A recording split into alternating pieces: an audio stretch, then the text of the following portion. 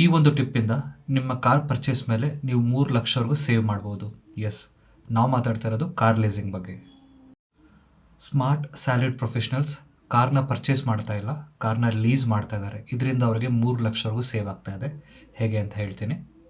ನೀವೊಂದು ಕಾರ್ ಏನು ತೊಗೊಳ್ತೀರಾ, ಆ ಕಾರ್ EMIನ ನೀವು ಪೋಸ್ಟ್ ಟ್ಯಾಕ್ಸ್ ಇನ್ಕಮ್ ಮೇಲೆ ಪೇ ಮಾಡ್ತೀರಾ. ಬಟ್ ಕಾರ್ ಲೀಸಿಂಗ್ ಪೀರಿಯಡಲ್ಲಿ ಏನಾಗುತ್ತೆ ಅಂದರೆ ಅದನ್ನು ಪ್ರೀ ಟ್ಯಾಕ್ಸ್ ಇನ್ಕಮಲ್ಲಿ ಪೇ ಮಾಡ್ತೀರಾ. ಅದರ ಅರ್ಥ less tax and more saving. ಇದು ಒಂದೇ ಅಲ್ಲ, ಕಾರ್ ರಿಜಿಸ್ಟ್ರೇಷನ್ ಇರ್ಬೋದು, ಒಂದು ಮೇಂಟೆನೆನ್ಸ್ ಇರ್ಬೋದು, ಅಥವಾ ಒಂದು ಇನ್ಶೂರೆನ್ಸ್ ಇರ್ಬೋದು. ಸಮ್ಟೈಮ್ಸ್ ಫ್ಯೂಯಲ್ ಕೂಡ ನೀವು ಇದರಿಂದ ಸೇವ್ ಮಾಡ್ಬೋದು. ಕಂಪನೀಸ್ ಈ ಒಂದು ಬೆನಿಫಿಟ್ ತನ್ನ ಎಂಪ್ಲಾಯೀಸ್ಗೆ ಕೊಡ್ತಾರೆ. ನಿಮ್ಮ ಕಂಪನಿಯಲ್ಲೂ ಈ ಬೆನಿಫಿಟ್ ಇದೆಯಾ ಚೆಕ್ ಮಾಡಿ. ನೆಕ್ಸ್ಟ್ ಪಾಯಿಂಟ್, ಕಾರ್ ಹೇಗಿದ್ರೂ ಡಿಪ್ರಿಷಿಯೇಟ್ ಆಗುತ್ತೆ. ಸೊ ಡಿಪ್ರಿಷಿಯೇಟ್ ಆಗೋದ್ರಿಂದ ಅದು ಅಸೆಟಾಗಿ ಕನ್ಸಿಡರ್ ಆಗೋದಿಲ್ಲ.